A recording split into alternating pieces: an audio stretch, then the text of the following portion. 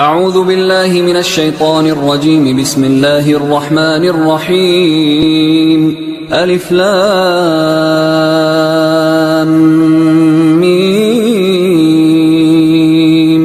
ذلك الكتاب لا ريب فيه هدى للمتقين الذين يؤمنون بالغيب ويقيمون الصلاة ومما رزقناهم ينفقون والذين يؤمنون بما أنزل إليك وما أنزل من قبلك وبالآخرة هم يوقنون أولئك على هدى من ربهم وأولئك هم المفلحون. إن الذين كفروا سواء عليهم أأنذرتهم أم لم تنذرهم لا يؤمنون. ختم الله على قلوبهم وعلى سمعهم وعلى أبصارهم غشاوة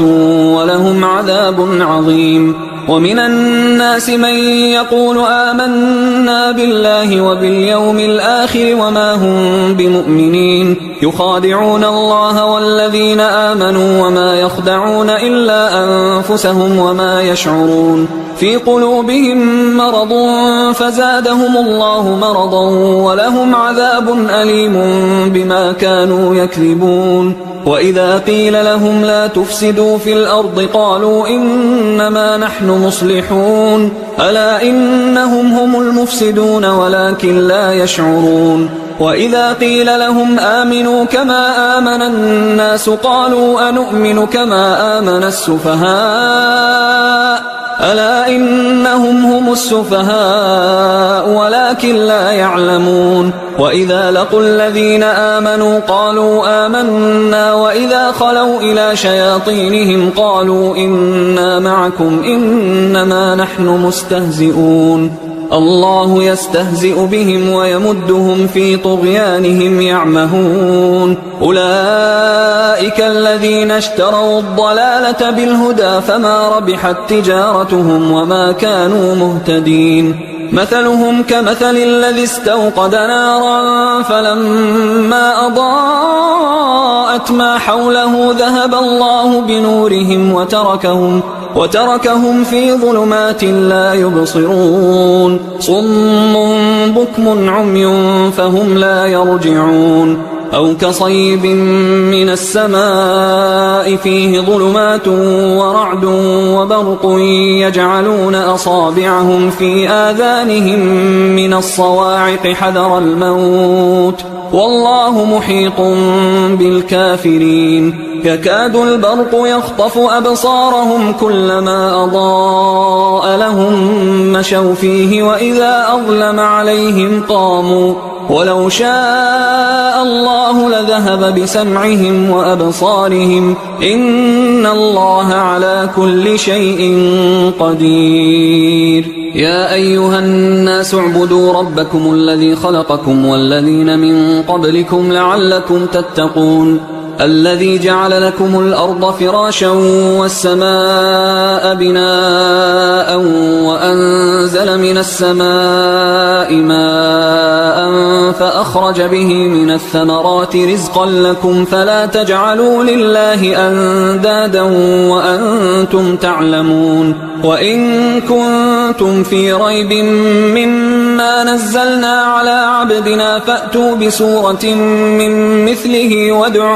وادعوا شهداءكم من دون الله إن كنتم صادقين. فإن لم تفعلوا ولن تفعلوا فاتقوا النار التي وقودها الناس والحجارة أعدت للكافرين. وبشر الذين آمنوا وعملوا الصالحات أن لهم جنات تجري من تحتها الأنهار كلما رزقوا منها من ثمرة رزقا قالوا هذا الذي رزقنا من قبل وأتوا به متشابها ولهم فيها أزواج مطهرة وهم فيها خالدون. إن الله لا يستحيي أن يضرب مثلا ما بعوضة فما فوقها فأما الذين آمنوا فيعلمون أنه الحق من ربهم، وأما الذين كفروا فيقولون ماذا أراد الله بهذا مثلا يضل به كثيرا ويهدي به كثيرا وما يضل به إلا الفاسقين الذين ينقضون عهد الله من بعد ميثاقه ويقطعون ما أمر الله به أن يوصل ويفسدون في الأرض أولئك هم الخاسرون. كيف تكفرون بالله وكنتم أمواتا فأحياكم ثم يميتكم ثم يحييكم ثم إليه ترجعون. هو الذي خلق لكم ما في الأرض جميعا ثم استوى إلى السماء فسواهن 7 سماوات وهو بكل شيء عليم. وإذ قال ربك للملائكة إني جاعل في الأرض خليفة قالوا أتجعل فيها من يفسد فيها ويسفك الدماء ونحن نسبح بحمدك ونقدس لك قال إني أعلم ما لا تعلمون. وعلم آدم الأسماء كلها ثم عرضهم على الملائكة فقال أنبئوني بأسماء هؤلاء إن كنتم صادقين. قالوا سبحانك لا علم لنا إلا ما علمتنا إنك أنت العليم الحكيم. قال يا آدم أنبئهم بأسمائهم فلما أنبأهم بأسمائهم قال ألم أقل لكم إني أعلم غيب السماوات والأرض وأعلم ما تبدون وما كنتم تكتمون. وإذ قلنا للملائكة اسجدوا لآدم فسجدوا إلا إبليس أبى واستكبر وكان من الكافرين. وقلنا يا آدم اسكن أنت وزوجك الجنة وكلا منها رغدا حيث شئتما ولا تقربا هذه الشجرة فتكونا من الظالمين. فأزلهما الشيطان عنها فأخرجهما مما كانا فيه وقلنا اهبطوا بعضكم لبعض عدو ولكم في الأرض مستقر ومتاع إلى حين. فتلقى آدم من ربه كلمات فتاب عليه إنه هو التواب الرحيم. قلنا اهبطوا منها جميعا فإما يأتينكم مني هدى فمن تبع هداي فلا خوف عليهم ولا هم يحزنون. والذين كفروا وكذبوا بآياتنا أولئك أصحاب النار هم فيها خالدون. يا بني إسرائيل اذكروا نعمتي التي أنعمت عليكم وأوفوا بعهدي أوف بعهدكم وإياي فارهبون. وآمنوا بما أنزلت مصدقا لما معكم ولا تكونوا أول كافر به ولا تشتروا بآياتي ثمنا قليلا وإياي فاتقون. ولا تلبسوا الحق بالباطل وتكتموا الحق وأنتم تعلمون. وأقيموا الصلاة وآتوا الزكاة واركعوا مع الراكعين. أتأمرون الناس بالبر وتنسون أنفسكم وأنتم تتلون الكتاب أفلا تعقلون. واستعينوا بالصبر والصلاة وإنها لكبيرة إلا على الخاشعين الذين يظنون أنهم ملاقو ربهم وأنهم إليه راجعون. يا بني إسرائيل اذكروا نعمتي التي أنعمت عليكم وأني فضلتكم على العالمين. واتقوا يوما لا تجزي نفس عن نفس شيئا ولا يقبل منها شفاعة ولا يؤخذ منها عدل ولا هم ينصرون. وإذ نجيناكم من آل فرعون يسومونكم سوء العذاب يذبحون أبناءكم ويستحيون نساءكم وفي ذلكم بلاء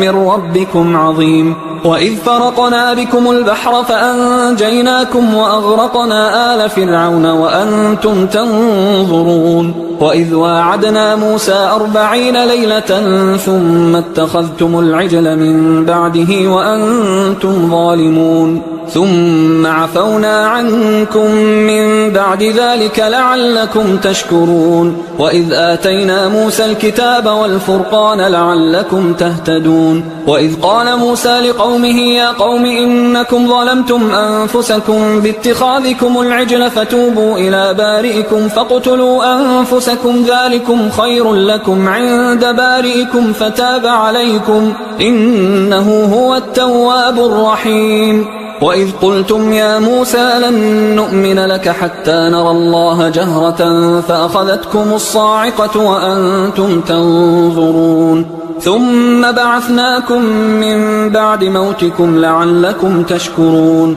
وظللنا عليكم الغمام وأنزلنا عليكم المن والسلوى كلوا من طيبات ما رزقناكم وما ظلمونا ولكن كانوا أنفسهم يظلمون وإذ قلنا ادخلوا هذه القرية فكلوا منها حيث شئتم رغدا وادخلوا الباب سجدا وقولوا حطة نغفر لكم خطاياكم وسنزيد المحسنين فبدل الذين ظلموا قولا غير الذي قيل لهم فأنزلنا على الذين ظلموا رجزا من السماء بما كانوا يفسقون وإذ استسقى موسى لقومه فقلنا اضرب بعصاك الحجر فانفجرت منه 12 عينا قد علم كل أناس مشربهم كلوا واشربوا من رزق الله ولا تعثوا في الأرض مفسدين وإذ قلتم يا موسى لن نصبر على طعام واحد فادع لنا ربك يخرج لنا مما تنبت الأرض من بقلها وقثائها وفومها وعدسها وبصلها قال أتستبدلون الذي هو أدنى بالذي هو خير اهبطوا مصرا فإن لكم ما سألتم وضربت عليهم الذلة والمسكنة وباءوا بغضب من الله ذلك بأنهم كانوا يكفرون بآيات الله ويقتلون النبيين بغير الحق ذلك بما عصوا وكانوا يعتدون إن الذين آمنوا والذين هادوا والنصارى والصابئين من آمن بالله واليوم الآخر وعمل صالحا فلهم أجرهم عند ربهم ولا خوف عليهم ولا هم يحزنون وإذ أخذنا ميثاقكم ورفعنا فوقكم الطور خذوا ما آتيناكم بقوة واذكروا ما فيه لعلكم تتقون ثم توليتم من بعد ذلك فلولا فضل الله عليكم ورحمته لكنتم من الخاسرين ولقد علمتم الذين اعتدوا منكم في السبت فقلنا لهم كونوا قردة خاسئين فجعلناها نكالا لما بين يديها وما خلفها وموعظة للمتقين وإذ قال موسى لقومه إن الله يأمركم أن تذبحوا بقرة قالوا أتتخذنا هزوا قال أعوذ بالله أن أكون من الجاهلين قالوا ادع لنا ربك يبين لنا ما هي قال إنه يقول إنها بقرة لا فارض ولا بكر عوان بين ذلك فافعلوا ما تؤمرون قالوا ادع لنا ربك يبين لنا ما لونها قال إنه يقول إنها بقرة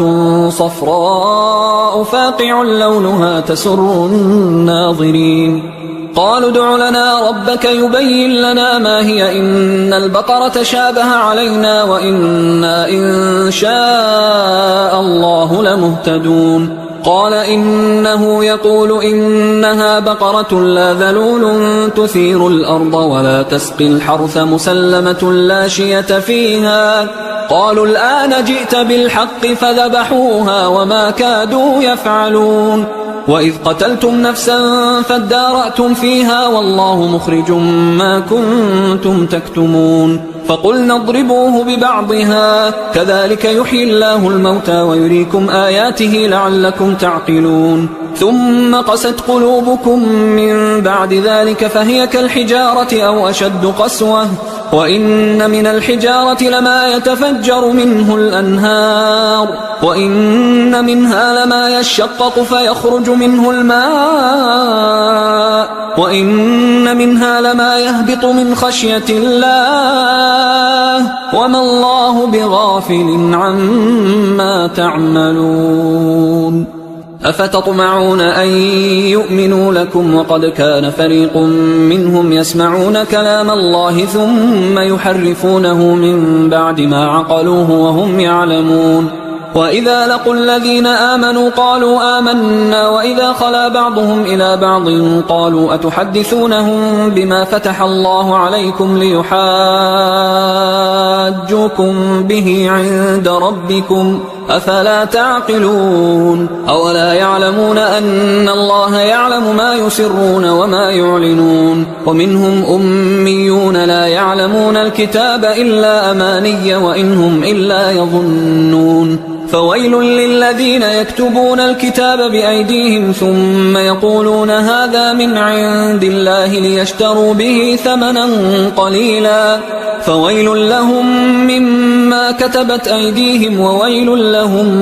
مما يكسبون وقالوا لن تمسنا النار إلا أياما معدودة قل أتخذتم عند الله عهدا فلن يخلف الله عهده أم تقولون على الله ما لا تعلمون بلى من كسب سيئة وأحاطت به خطيئته فأولئك أصحاب النار هم فيها خالدون والذين آمنوا وعملوا الصالحات أولئك أصحاب الجنة هم فيها خالدون وإذ أخذنا ميثاق بني إسرائيل لا تعبدون إلا الله وبالوالدين إحسانا وذي القربى واليتامى والمساكين وقولوا للناس حسنا وأقيموا الصلاة وآتوا الزكاة ثم توليتم إلا قليلا منكم وأنتم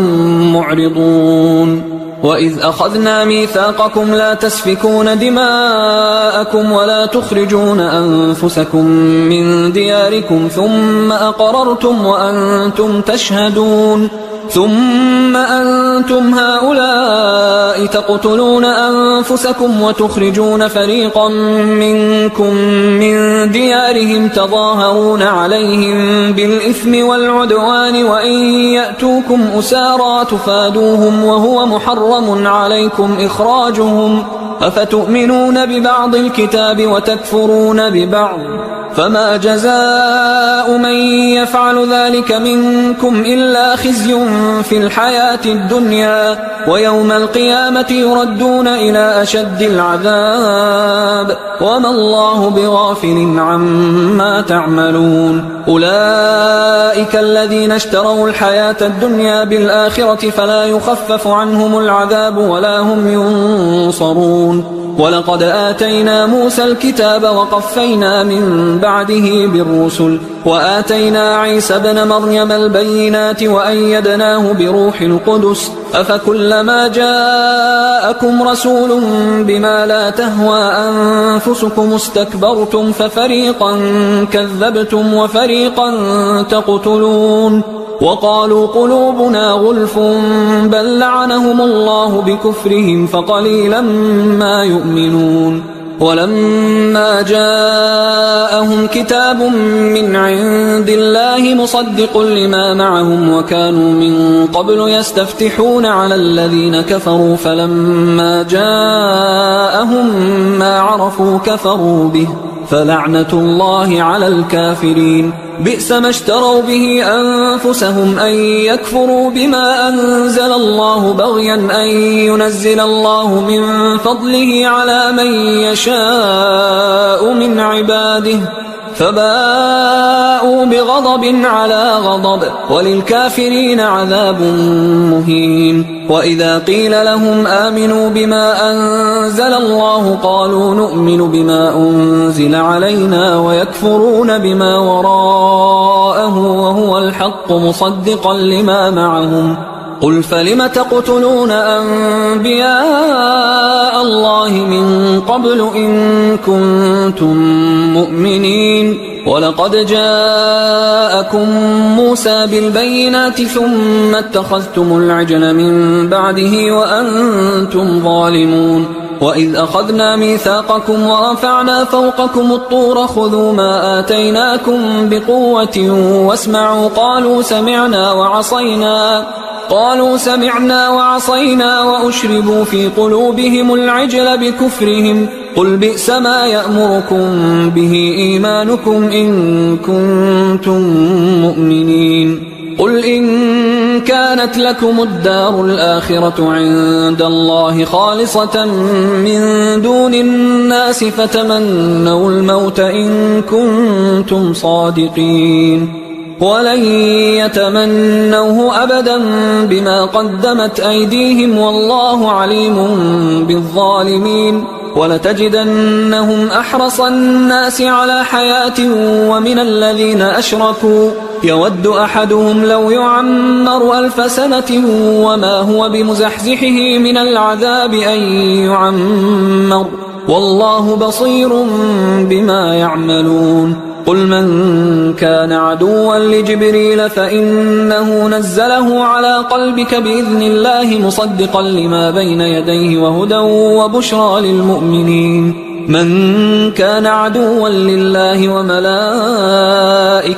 ورسله وجبريل وميكال فإن الله عدو للكافرين ولقد أنزلنا إليك آيات بينات وما يكفر بها إلا الفاسقون أوكلما عاهدوا عهدا نبذه فريق منهم بل أكثرهم لا يؤمنون ولما جاءهم رسول من عند الله مصدق لما معهم نبذ فريق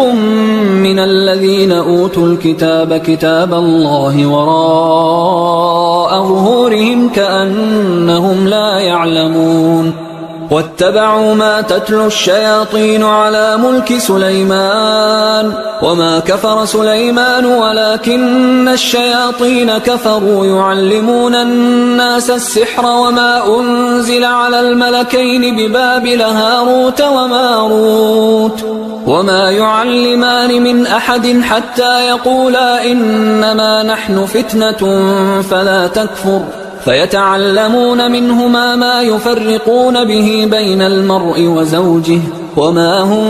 بضارين به من أحد إلا بإذن الله ويتعلمون ما يضرهم ولا ينفعهم ولقد علموا لمن اشتراه ما له في الآخرة من خلاق ولبئس ما شروا به أنفسهم لو كانوا يعلمون ولو أنهم آمنوا واتقوا لمثوبة من عند الله خير لو كانوا يعلمون يا أيها الذين آمنوا لا تقولوا راعنا وقولوا انظرنا واسمعوا وللكافرين عذاب أليم ما يود الذين كفروا من أهل الكتاب ولا المشركين أن ينزل عليكم من خير من ربكم والله يختص برحمته من يشاء والله ذو الفضل العظيم ما ننسخ من آية أو ننسها نأت بخير منها أو مثلها ألم تعلم أن الله على كل شيء قدير ألم تعلم أن الله له ملك السماوات والأرض وما لكم من دون الله من ولي ولا نصير أم تريدون أن تسألوا رسولكم كما سئل موسى من قبل ومن يتبدل الكفر بالإيمان فقد ضل سواء السبيل ود كثير من أهل الكتاب لو يردونكم من بعد إيمانكم كفارا حسدا من عند أنفسهم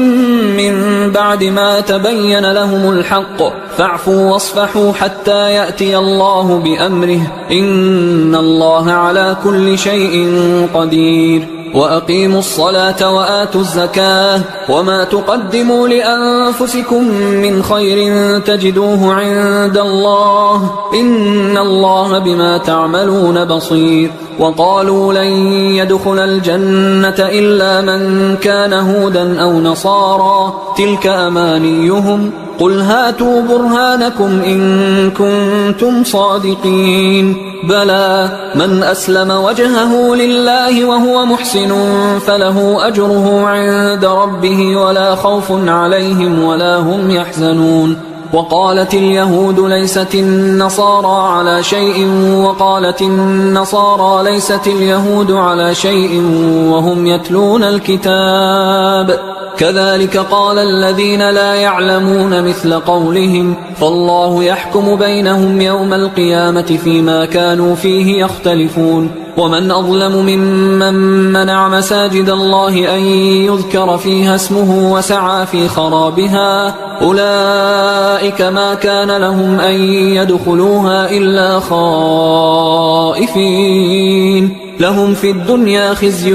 ولهم في الآخرة عذاب عظيم ولله المشرق والمغرب فأينما تولوا فثم وجه الله إن الله واسع عليم وقالوا اتخذ الله ولدا سبحانه بل له ما في السماوات والأرض كل له قانتون بديع السماوات والأرض وإذا قضى أمرا فإنما يقول له كن فيكون وقال الذين لا يعلمون لولا يكلمنا الله أو تأتينا آية كذلك قال الذين من قبلهم مثل قولهم تشابهت قلوبهم قد بينا الآيات لقوم يوقنون إنا أرسلناك بالحق بشيرا ونذيرا ولا تسأل عن أصحاب الجحيم ولن ترضى عنك اليهود ولا النصارى حتى تتبع ملتهم قل إن هدى الله هو الهدى ولئن اتبعت أهواءهم بعد الذي جاءك من العلم ما لك من الله من ولي ولا نصير الذين آتيناهم الكتاب يتلونه حق تلاوته أولئك يؤمنون به ومن يكفر به فأولئك هم الخاسرون يا بني إسرائيل اذكروا نعمتي التي أنعمت عليكم وأني فضلتكم على العالمين واتقوا يوما لا تجزي نفس عن نفس شيئا ولا يقبل منها عدل ولا تنفعها شفاعة ولا هم ينصرون وإذ ابتلى إبراهيم ربه بكلمات فأتمهن قال إني جاعلك للناس إماما قال ومن ذريتي قال لا ينال عهد الظالمين وإذ جعلنا البيت مثابة للناس وأمنا واتخذوا من مقام إبراهيم مصلى وعهدنا إلى إبراهيم وإسماعيل أن طهرا بيتي للطائفين والعاكفين والركع السجود وإذ قال إبراهيم رب اجعل هذا بلدا آمنا وارزق أهله من الثمرات من آمن منهم بالله واليوم الآخر قال ومن كفر فأمتعه قليلا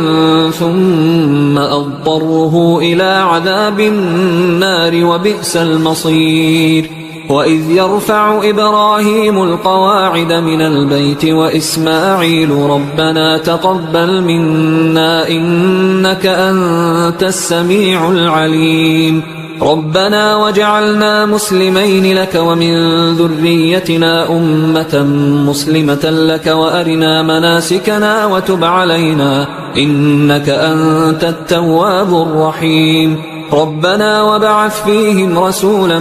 منهم يتلو عليهم آياتك ويعلمهم الكتاب والحكمة ويزكيهم إنك أنت العزيز الحكيم ومن يرغب عن ملة إبراهيم إلا من سفه نفسه ولقد اصطفيناه في الدنيا وإنه في الآخرة لمن الصالحين إذ قال له ربه أسلم قال أسلمت لرب العالمين ووصى بها إبراهيم بنيه ويعقوب يا بني إن الله اصطفى لكم الدين فلا تموتن إلا وأنتم مسلمون أم كنتم شهداء إذ حضر يعقوب الموت إذ قال لبنيه ما تعبدون من بعدي قالوا نعبد إلهك وإله آبائك إبراهيم وإسماعيل وإسحاق إلها واحدا ونحن له مسلمون تلك أمة قد خلت لها ما كسبت ولكم ما كسبتم ولا تسألون عما كانوا يعملون وقالوا كونوا هودا أو نصارى تهتدوا قل بل ملة إبراهيم حنيفا وما كان من المشركين قولوا آمنا بالله وما أنزل إلينا وما أنزل إلى إبراهيم وإسماعيل وإسحاق ويعقوب والأسباط وما أوتي موسى وعيسى وما أوتي النبيون من ربهم لا نفرق بين أحد منهم ونحن له مسلمون فإن آمنوا بمثل ما آمنتم به فقد اهتدوا وإن تولوا فإنما هم في شقاق فسيكفيكهم الله وهو السميع العليم صبغة الله ومن أحسن من الله صبغة ونحن له عابدون قل أتحاجوننا في الله وهو ربنا وربكم ولنا أعمالنا ولكم أعمالكم ونحن له مخلصون أم تقولون إن إبراهيم وإسماعيل وإسحاق ويعقوب والأسباط كانوا هودا أو نصارى قل أأنتم أعلم أم الله ومن أظلم ممن كتم شهادة عنده من الله وما الله بغافل عما تعملون تلك أمة قد خلت لها ما كسبت ولكم ما كسبتم ولا تسألون عما كانوا يعملون سيقول السفهاء من الناس ما ولاهم عن قبلتهم التي كانوا عليها قل لله المشرق والمغرب يهدي من يشاء إلى صراط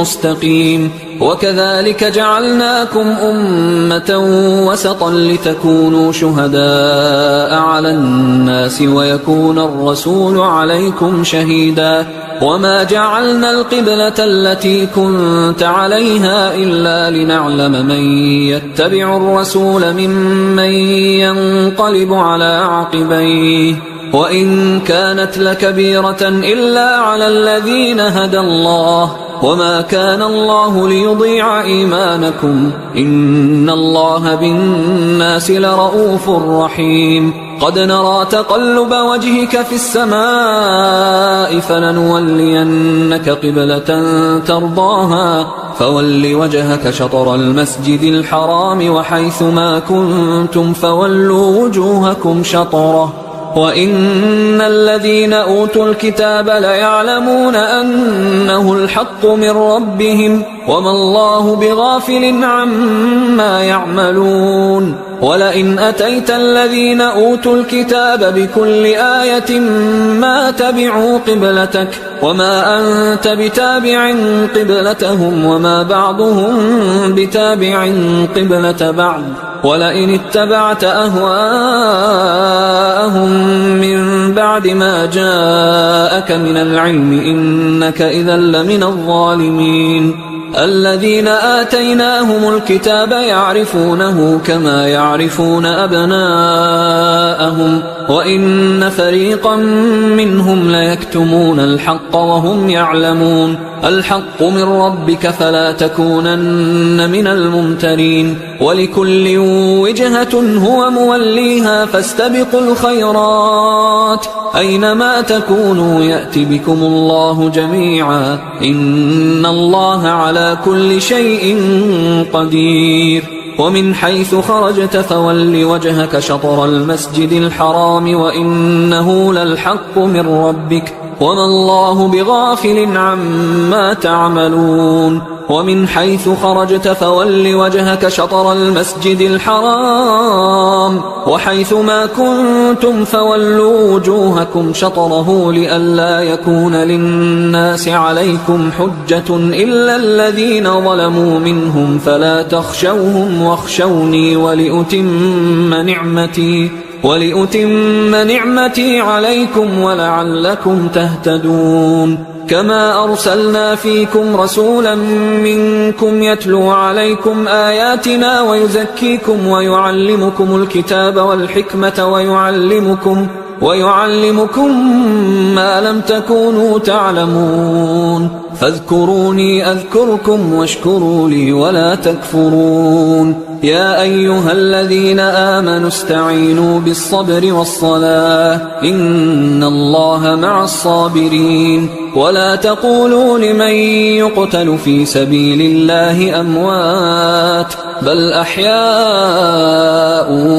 ولكن لا تشعرون ولنبلونكم بشيء من الخوف والجوع ونقص من الأموال والأنفس والثمرات وبشر الصابرين الذين إذا أصابتهم مصيبة قالوا إنا لله وإنا إليه راجعون أولئك عليهم صلوات من ربهم ورحمة وأولئك هم المهتدون إن الصفا والمروة من شعائر الله فمن حج البيت أو اعتمر فلا جناح عليه أن يطوف بهما ومن تطوع خيرا فإن الله شاكر عليم إن الذين يكتمون ما أنزلنا من البينات والهدى من بعد ما بيناه للناس في الكتاب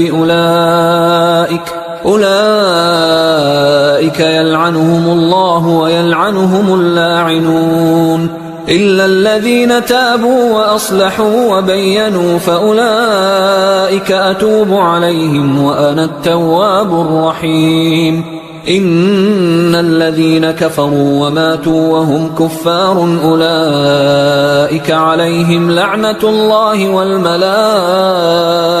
والناس أجمعين خالدين فيها لا يخفف عنهم العذاب ولا هم ينظرون وإلهكم إله واحد لا إله إلا هو الرحمن الرحيم إن في خلق السماوات والأرض واختلاف الليل والنهار والفلك التي تجري في البحر بما ينفع الناس وما أنزل الله من السماء من ماء فأحيا به الأرض بعد موتها وبث فيها من كل دابة وتصريف الرياح والسحاب المسخر بين السماء والأرض لآيات لقوم يعقلون ومن الناس من يتخذ من دون الله أندادا يحبونهم كحب الله والذين آمنوا أشد حبا لله ولو يرى الذين ظلموا إذ يرون العذاب أن القوة لله جميعا وأن الله شديد العذاب إذ تبرأ الذين اتبعوا من الذين اتبعوا ورأوا العذاب وتقطعت بهم الأسباب وقال الذين اتبعوا لو أن لنا كرة فنتبرأ منهم كما تبرأوا منا كذلك يريهم الله أعمالهم حسرات عليهم وما هم بخارجين من النار يا أيها الناس كلوا مما في الأرض حلالا طيبا ولا تتبعوا خطوات الشيطان إنه لكم عدو مبين إنما يأمركم بالسوء والفحشاء وأن تقولوا على الله ما لا تعلمون وإذا قيل لهم اتبعوا ما أنزل الله قالوا بل نتبع ما ألفينا عليه آباءنا أولو كان آباؤهم لا يعقلون شيئا ولا يهتدون ومثل الذين كفروا كمثل الذي ينعق بما لا يسمع إلا دعاء ونداء صم بكم عمي فهم لا يعقلون يا أيها الذين آمنوا كلوا من طيبات ما رزقناكم واشكروا لله إن كنتم إياه تعبدون إنما حرم عليكم الميتة والدم ولحم الخنزير وما أهل به لغير الله فمن اضطر غير باغ ولا عاد فلا إثم عليه إن الله غفور رحيم إن الذين يكتمون ما أنزل الله من الكتاب ويشترون به ثمنا قليلا أولئك ما يأكلون في بطونهم إلا النار ولا يكلمهم الله يوم القيامة ولا يزكيهم ولهم عذاب أليم أولئك الذين اشتروا الضلالة بالهدى والعذاب بالمغفرة فما أصبرهم على النار ذلك بأن الله نزل الكتاب بالحق وإن الذين اختلفوا في الكتاب لفي شقاق بعيد ليس البر أن تولوا وجوهكم قبل المشرق والمغرب ولكن البر من آمن بالله واليوم الآخر والملائكة والكتاب والنبيين وآتى المال على حبه ذوي القربى واليتامى والمساكين وابن السبيل والسائلين وفي الرقاب وأقام الصلاة وآتى الزكاة والموفون بعهدهم إذا عاهدوا والصابرين في البأساء والضراء وحين البأس أولئك الذين صدقوا وأولئك هم المتقون يا أيها الذين آمنوا كتب عليكم القصاص في القتلى الحر بالحر والعبد بالعبد والأنثى بالأنثى فمن عفي له من أخيه شيء فاتباع بالمعروف وأداء إليه بإحسان ذلك تخفيف من ربكم ورحمة فمن اعتدى بعد ذلك فله عذاب أليم ولكم في القصاص حياة يا أولي الألباب لعلكم تتقون كتب عليكم إذا حضر أحدكم الموت إن ترك خيرا الوصية للوالدين والأقربين بالمعروف حقا على المتقين فمن بدله بعدما سمعه فإنما إثمه على الذين يبدلونه إن الله سميع عليم فمن خاف من موص جنفا أو إثما فأصلح بينهم فلا إثم عليه إن الله غفور رحيم. يا أيها الذين آمنوا كتب عليكم الصيام كما كتب على الذين من قبلكم لعلكم تتقون أياما معدودات، فمن كان منكم مريضا أو على سفر فعدة من أيام أخر، وعلى الذين يطيقونه فدية طعام مسكين، فمن تطوع خيرا فهو خير له، وأن تصوموا خير لكم إن كنتم تعلمون. شهر رمضان الذي أنزل فيه القرآن هدى للناس وبينات من الهدى والفرقان، فمن شهد منكم الشهر فليصم، ومن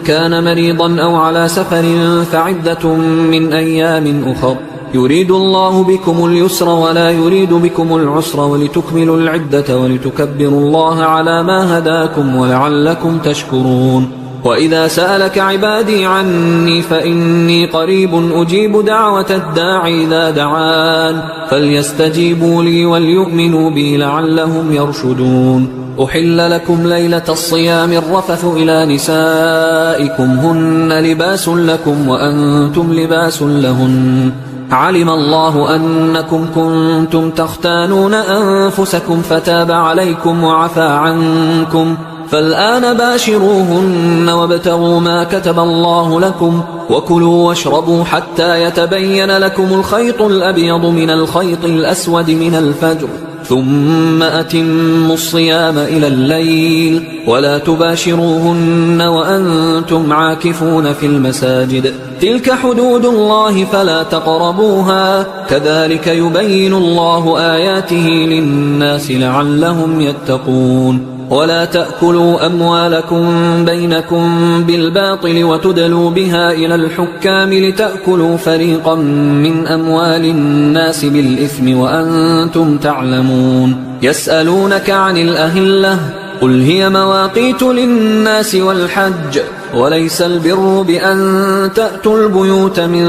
ظهورها ولكن البر من اتقى، وأتوا البيوت من أبوابها واتقوا الله لعلكم تفلحون. وقاتلوا في سبيل الله الذين يقاتلونكم ولا تعتدوا إن الله لا يحب المعتدين. وقتلوهم حيث ثقفتموهم وأخرجوهم من حيث أخرجوكم والفتنة أشد من القتل، ولا تقاتلوهم عند المسجد الحرام حتى يقاتلوكم فيه، فإن قاتلوكم فاقتلوهم، كذلك جزاء الكافرين، فإن انتهوا فإن الله غفور رحيم. وقاتلوهم حتى لا تكون فتنة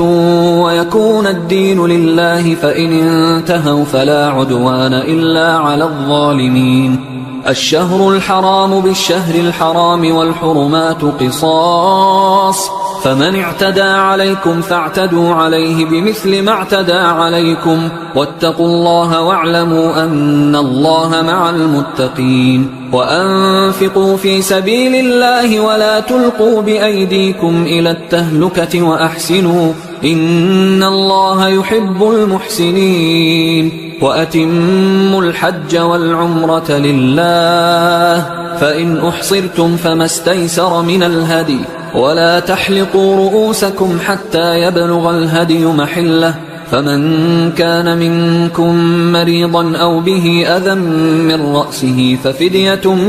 من صيام أو صدقة أو نسك، فإذا أمنتم فمن تمتع بالعمرة إلى الحج فما استيسر من الهدي، فمن لم يجد فصيام 3 أيام في الحج و7 إذا رجعتم، تلك 10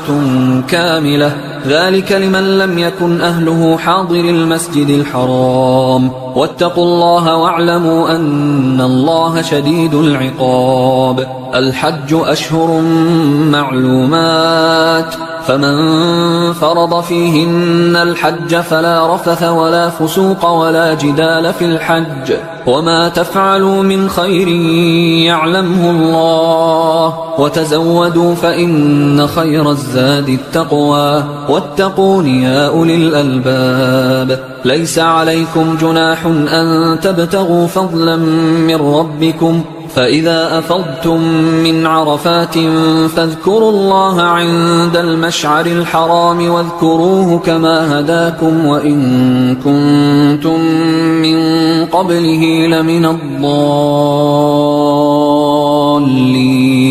ثم أفيضوا من حيث أفاض الناس واستغفروا الله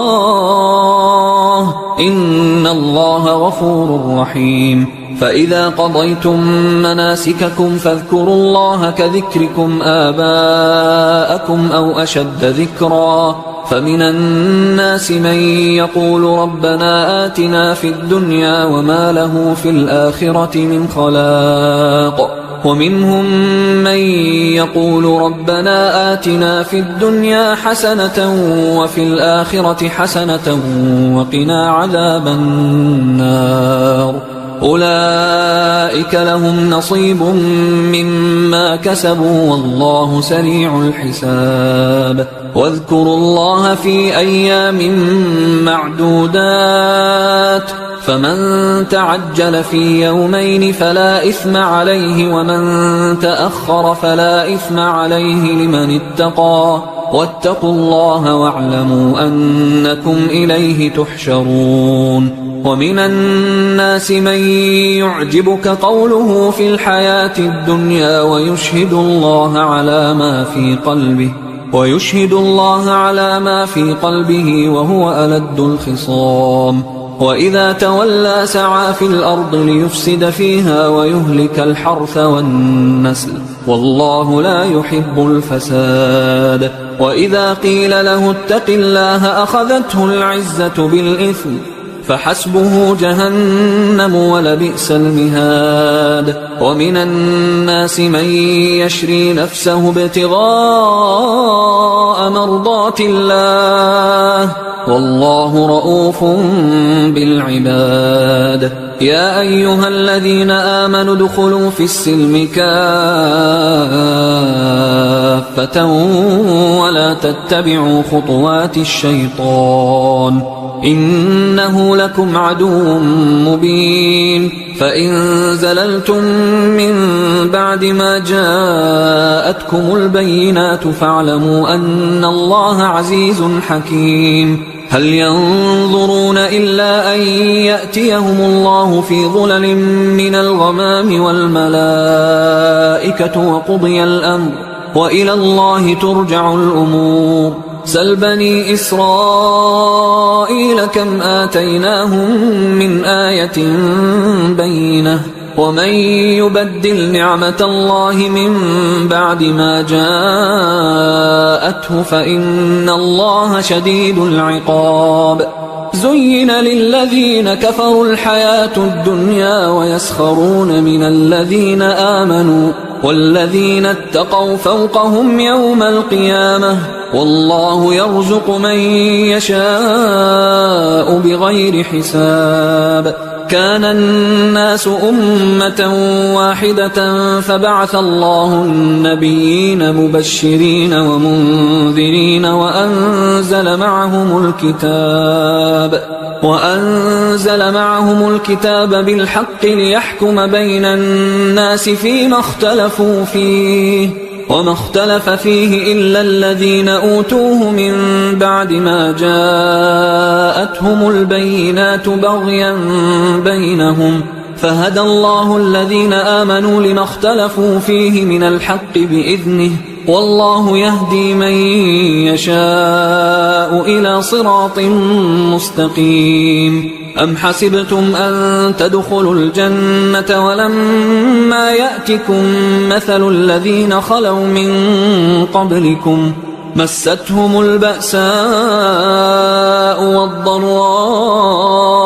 وزلزلوا حتى يقول الرسول والذين آمنوا معه متى نصر الله ألا إن نصر الله قريب. يسألونك ماذا ينفقون قل ما أنفقتم من خير فللوالدين والأقربين واليتامى والمساكين وابن السبيل وما تفعلوا من خير فإن الله به عليم كتب عليكم القتال وهو كره لكم وعسى أن تكرهوا شيئا وهو خير لكم وعسى أن تحبوا شيئا وهو شر لكم والله يعلم وأنتم لا تعلمون يسألونك عن الشهر الحرام قتال فيه قل قتال فيه كبير وصد عن سبيل الله وكفر به والمسجد الحرام وإخراج أهله منه أكبر عند الله والفتنة أكبر من القتل ولا يزالون يقاتلونكم حتى يردوكم عن دينكم إن استطاعوا ومن يرتدد منكم عن دينه فيمت وهو كافر فأولئك حبطت أعمالهم في الدنيا والآخرة وأولئك أصحاب النار هم فيها خالدون إن الذين آمنوا والذين هاجروا وجاهدوا في سبيل الله أولئك يرجون رحمة الله والله غفور رحيم يسألونك عن الخمر والميسر قل فيهما إثم كبير ومنافع للناس وإثمهما أكبر من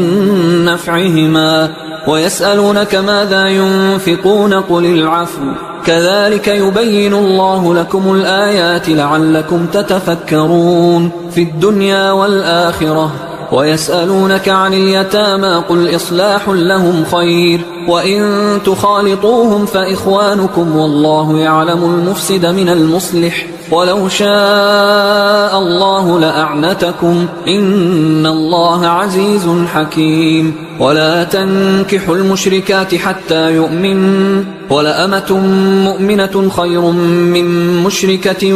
ولو أعجبتكم ولا تنكحوا المشركين حتى يؤمنوا ولعبد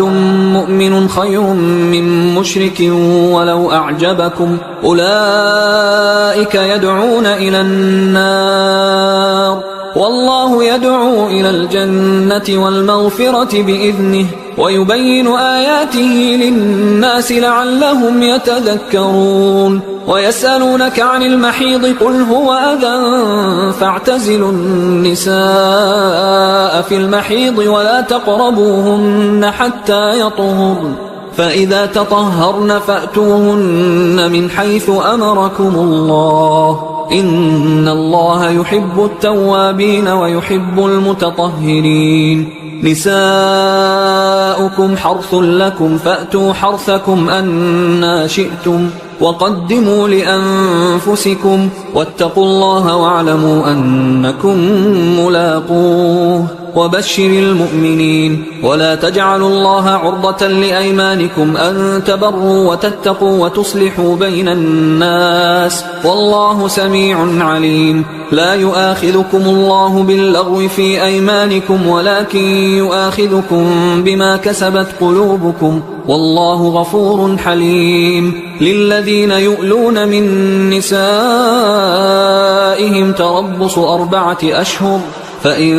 فاءوا فإن الله غفور رحيم وإن عزموا الطلاق فإن الله سميع عليم والمطلقات يتربصن بأنفسهن 3 قروء ولا يحل لهن أن يكتمن ما خلق الله في أرحامهن إن كن يؤمن بالله واليوم الآخر وبعولتهن أحق بردهن في ذلك إن أرادوا إصلاحا ولهن مثل الذي عليهن بالمعروف وللرجال عليهن درجة والله عزيز حكيم الطلاق 2 فإمساك بمعروف أو تسريح بإحسان ولا يحل لكم أن تأخذوا مما آتيتموهن شيئا إلا أن يخافا ألا يقيما حدود الله فإن خفتم ألا يقيما حدود الله فلا جناح عليهما فيما افتدت به تلك حدود الله فلا تعتدوها ومن يتعد حدود الله فأولئك هم الظالمون فإن طلقها فلا تحل له من بعد حتى تنكح زوجا غيره فإن طلقها فلا جناح عليهما أن يتراجعا إن ظنا أن يقيما حدود الله وتلك حدود الله يبينها لقوم يعلمون وإذا طلقتم النساء فبلغن أجلهن فأمسكوهن بمعروف أو سرحوهن بمعروف ولا تمسكوهن ضرارا لتعتدوا ومن يفعل ذلك فقد ظلم نفسه ولا تتخذوا آيات الله هزوا واذكروا نعمة الله عليكم وما أنزل عليكم من الكتاب والحكمة يعظكم به واتقوا الله واعلموا أن الله بكل شيء عليم وإذا طلقتم النساء فبلغن أجلهن فلا تعضلوهن أن ينكحن أزواجهن إذا تراضوا بينهم بالمعروف ذلك يوعظ به من كان منكم يؤمن بالله واليوم الآخر ذلكم أزكى لكم وأطهر والله يعلم وأنتم لا تعلمون والوالدات يرضعن أولادهن حولين كاملين لمن أراد أن يتم الرضاعة وعلى المولود له رزقهن وكسوتهن بالمعروف لا تكلف نفس إلا وسعها لا تضار والدة بولدها ولا مولود له بولده وعلى الوارث مثل ذلك فإن أرادا فصالا عن تراض منهما وتشاور فلا جناح عليهما وإن أردتم أن تسترضعوا أولادكم فلا جناح عليكم إذا سلمتم ما آتيتم بالمعروف واتقوا الله واعلموا أن الله بما تعملون بصير والذين يتوفون منكم ويذرون أزواجا يتربصن بأنفسهن 4 أشهر وعشرا فإذا بلغن أجلهن فلا جناح عليكم فيما فعلن في أنفسهن بالمعروف والله بما تعملون خبير ولا جناح عليكم فيما عرضتم به من خطبة النساء أو أكننتم في أنفسكم علم الله أنكم ستذكرونهن ولكن لا تواعدوهن سرا إلا أن تقولوا قولا معروفا ولا تعزموا عقدة النكاح حتى يبلغ الكتاب أجله واعلموا أن الله يعلم ما في أنفسكم فاحذروه واعلموا أن الله غفور حليم لا جناح عليكم إن طلقتم النساء ما لم تمسوهن أو تفرضوا لهن فريضة ومتعوهن على الموسع قدره وعلى المقتر قدره متاعا بالمعروف حقا على المحسنين وإن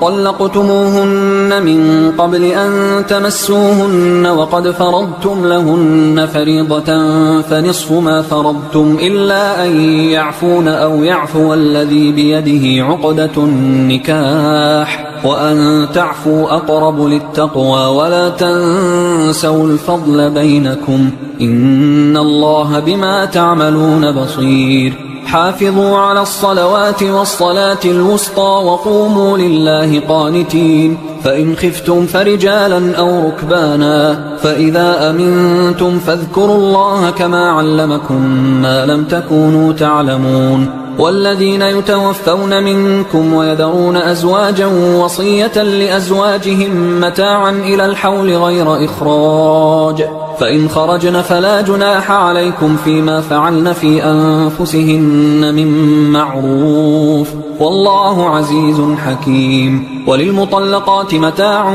بالمعروف حقا على المتقين كذلك يبين الله لكم آياته لعلكم تعقلون ألم تر إلى الذين خرجوا من ديارهم وهم ألوف حذر الموت فقال لهم الله موتوا ثم أحياهم إن الله لذو فضل على الناس ولكن أكثر الناس لا يشكرون وقاتلوا في سبيل الله واعلموا أن الله سميع عليم من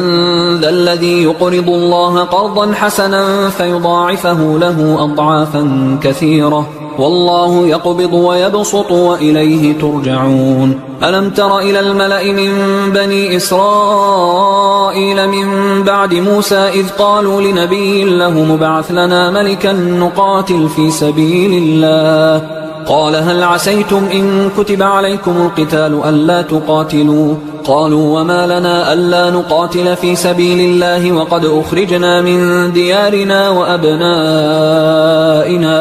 فلما كتب عليهم القتال تولوا إلا قليلا منهم والله عليم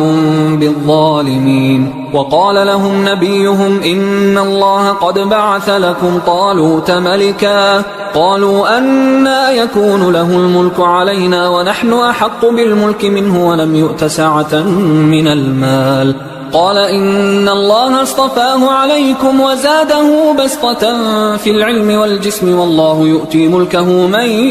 يشاء والله واسع عليم وقال لهم نبيهم إن آية ملكه أن يأتيكم التابوت فيه سكينة من ربكم وبقية مما ترك آل موسى وآل هارون تحمله الملائكة إن في ذلك لآية لكم إن كنتم مؤمنين فلما فصل طالوت بالجنود قال إن الله مبتليكم بنهر فمن شرب منه فليس مني ومن لم يطعمه فإنه مني إلا من اغترف غرفة بيده فشربوا منه إلا قليلا منهم فلما جاوزه هو والذين آمنوا معه قالوا لا طاقة لنا اليوم بجالوت وجنوده قال الذين يظنون أنهم ملاقوا الله كم من فئة قليلة غلبت فئة كثيرة بإذن الله والله مع الصابرين ولما برزوا لجالوت وجنوده قالوا ربنا أفرغ علينا صبرا وثبت أقدامنا وانصرنا على القوم الكافرين فهزموهم بإذن الله وقتل داود جالوت وآتاه الله الملك والحكمة وعلمه مما يشاء ولولا دفع الله الناس بعضهم ببعض لفسدت الأرض ولكن الله ذو فضل على العالمين تلك آيات الله نتلوها عليك بالحق وإنك لمن المرسلين تلك الرسل فضلنا بعضهم على بعض منهم من كلم الله ورفع بعضهم درجات وآتينا عيسى ابن مريم البينات وأيدناه بروح القدس ولو شاء الله ما اقتتل الذين من بعدهم من بعد ما جاءتهم البينات ولكن اختلفوا فمنهم من آمن ومنهم من كفر ولو شاء الله ما اقتتلوا ولكن الله يفعل ما يريد يا أيها الذين آمنوا أنفقوا مما رزقناكم من قبل أن يأتي يوم لا بيع فيه ولا خلة ولا شفاعة والكافرون هم الظالمون الله لا إله إلا هو الحي القيوم لا تأخذه سنة ولا نوم له ما في السماوات وما في الأرض من ذا الذي يشفع عنده إلا بإذنه يعلم ما بين أيديهم وما خلفهم ولا يحيطون بشيء من علمه إلا بما شاء وسع كرسيه السماوات والأرض ولا يؤوده حفظهما وهو العلي العظيم لا إكراه في الدين قد تبين الرشد من الغي فمن يكفر بالطاغوت ويؤمن بالله فقد استمسك بالعروة الوثقى لا انفصام لها والله سميع عليم الله ولي الذين آمنوا يخرجهم من الظلمات إلى النور والذين كفروا أولياؤهم الطاغوت يخرجونهم من النور إلى الظلمات أولئك أصحاب النار هم فيها خالدون ألم تر إلى الذي حاج حاج إبراهيم في ربه أن آتاه الله الملك إذ قال إبراهيم ربي الذي يحيي ويميت قال أنا أحيي وأميت قال إبراهيم فإن الله يأتي بالشمس من المشرق فأت بها من المغرب فبهت الذي كفر والله لا يهدي القوم الظالمين أو كالذي مر على قرية وهي خاوية على عروشها قال أنى يحيي هذه الله بعد موتها فأماته الله 100 عام ثم بعثه قال كم لبثت قال لبثت يوما أو بعض يوم قال بل لبثت 100 عام فانظر إلى طعامك وشرابك لم يتسنه وانظر إلى حمارك ولنجعلك آية للناس وانظر إلى العظام كيف ننشزها ثم نكسوها لحما فلما تبين له قال أعلم أن الله على كل شيء قدير وإذ قال إبراهيم رب أرني كيف تحيي الموتى قال أولم تؤمن قال بلى ولكن ليطمئن قلبي قال فخذ 4 من الطير فصرهن إليك ثم اجعل على كل جبل منهن جزءا ثم ادعهن يأتينك سعيا واعلم أن الله عزيز حكيم مثل الذين ينفقون أموالهم في سبيل الله كمثل حبة أنبتت 7 سنابل في كل سنبلة 100 حبة والله يضاعف لمن يشاء والله واسع عليم الذين ينفقون أموالهم في سبيل الله ثم لا يتبعون ما أنفقوا منا ولا أذى لهم أجرهم عند ربهم ولا خوف عليهم ولا هم يحزنون قول معروف ومغفرة خير من صدقة يتبعها أذى والله غني حليم يا أيها الذين آمنوا لا تبطلوا صدقاتكم بالمن والأذى كالذي ينفق ماله رئاء الناس ولا يؤمن بالله واليوم الآخر فمثله كمثل صفوان عليه تراب فأصابه وابل فتركه صلدا لا يقدرون على شيء مما كسبوا والله لا يهدي القوم الكافرين ومثل الذين ينفقون أموالهم ابتغاء مرضات الله وتثبيتا من أنفسهم كمثل جنة بربوة أصابها وابل فآتت أكلها ضعفين فإن لم يصبها وابل فطل والله بما تعملون بصير أيود أحدكم أن تكون له جنة من نخيل وأعناب تجري من تحتها الأنهار له فيها من كل الثمرات وأصابه الكبر وله ذرية ضعفاء فأصابها إعصار فيه نار فاحترقت كذلك يبين الله لكم الآيات لعلكم تتفكرون يا أيها الذين آمنوا أنفقوا من طيبات ما كسبتم ومما أخرجنا لكم من الأرض ولا تيمموا الخبيث منه تنفقون ولستم بآخذيه إلا أن تغمضوا فيه واعلموا أن الله غني حميد الشيطان يعدكم الفقر ويأمركم بالفحشاء والله يعدكم مغفرة